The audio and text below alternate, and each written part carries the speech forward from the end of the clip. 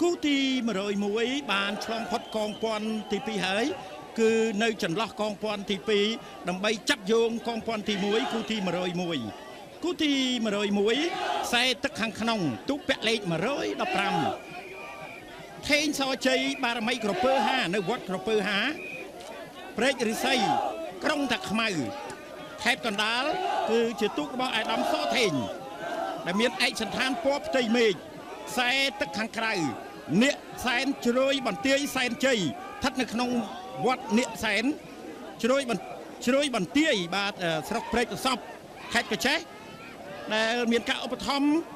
អំពីឯកឧត្តមទេសរដ្ឋមន្ត្រីអឹមឈឹមលឹមដែលស្ថិតនៅខ្សែទឹកខាងក្រៅមានឯកសណ្ឋានពណ៌សបាទពេលនេះឃើញថាស្មើគ្នានៅឡើយទេបាទគូទី101ពេលដែលមកដល់មុខព្រះពន្លាគឺវេទិកាកិត្តិយសនៅតែមានលបឿនប្រហាក់ប្រហែលគ្នាទេក៏ប៉ុន្តែជាបច្ចេកទេសរបស់កីឡាករអុំទូកឃើញថាខ្សែទឹកខាងក្នុងនៅពេលនេះអ្នកនៅក្បាលទូកបាទគាត់បែរទៅក្រោយកវីចវាកវីដៃបាទមើលទៅឃើញថាងើបចុះដាច់គូប្រកួតបន្តិចហើយបាទប្រហែលជា4ខ្ទង់ទេគូទី101នេះគឺថេងសជ័យបារមីកពើនៅចន្លោះកងពាន់ទី1និងកងពាន់ទី2សម្រាប់គូទី101នេះខ្សែទឹកខាងក្រៅថេងសជ័យបារមីកពើ5នៅក្នុងវត្តកពើ5ព្រែករិស័យក្រុងតាខ្មៅដែលឧបត្ថម្ភដោយឯកឧត្តមសថេងខ្សែទឹកខាងក្នុងនាគសែនជ្រោយបន្ទាយសែនជ័យស្ថិតនៅក្នុងវត្តនាគសែនជ្រោយបន្ទាយ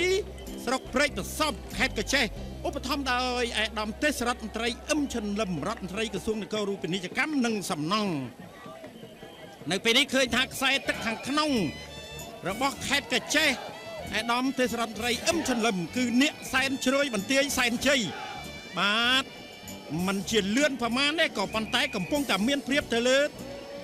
ថេងសជ័យបារមីកពើ5របស់ឯកឧត្តមសថេងបាទខាងក្រៅបន្ថែមទៀតមើលកពើ5បាទកពើ5បងចាញ់ហើយបងចាញ់នាគសែនជ្រោយបន្ទាយសែនជ័យខេត្តកញ្ចេះឯកឧត្តមអឹមជិនលឹមបាទខាងក្នុងបន្ថែមបាទគៀកគ្នាល្អណាស់បាទបងប្អូនគៀកគ្នាចាស់ទូកបាទតែធ្វើយ៉ាងម៉េចរក្សាល្បឿននិងវិន័យបាទល្អណាស់បាទគឺខ្សែទឹកខាងក្នុងខ្សែ